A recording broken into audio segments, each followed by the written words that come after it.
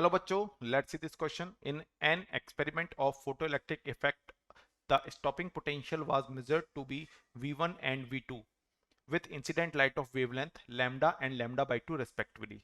The relation between V1 and V2 is option A V2 is greater than 2V1, option B V2 is less than V1, option C V1 is less than V2 less than twice V1, option D V2 is equal to twice V1.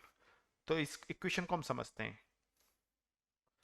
हमारे पास जो equation होती है अगर हम जाने देखें तो photo electric equation के अकॉर्डिंग जो लैम्डा इंसिडेंट की कंडीशन अगर पहला केस हम लेके देख के चलते हैं तो लैम्डा इंसिडेंट की जो वैल्यू हमें दी गई है वो दी गई है lambda.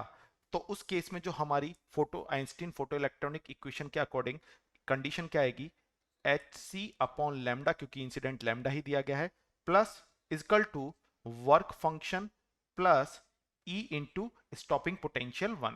This is equation number 1।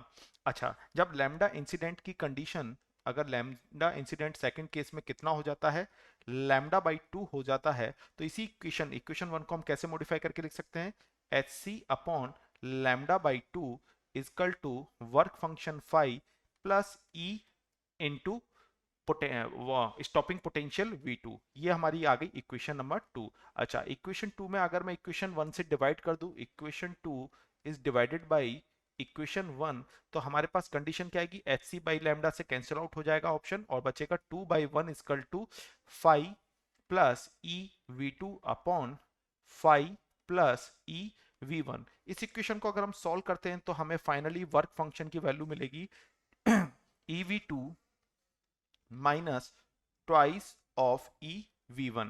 तो यहां से अगर मैं बोलूं V2 की वैल्यू कितनी आ गई तो V2 इजकल टू आ जाएगा work function divided by E plus twice V1। तो यहाँ पे क्लियरली दिख रहा है कि ट्वाइस V1 में 5 अपॉन ई ऐड हो रहा है तो definitely V2 is greater than होगा ट्वाइस V1। तो ये कौन से ऑप्शन से सेटिस्फाई हो रहा है ऑप्शन ए से। So final answer is option A V2 is greater than twice V1। Best of luck.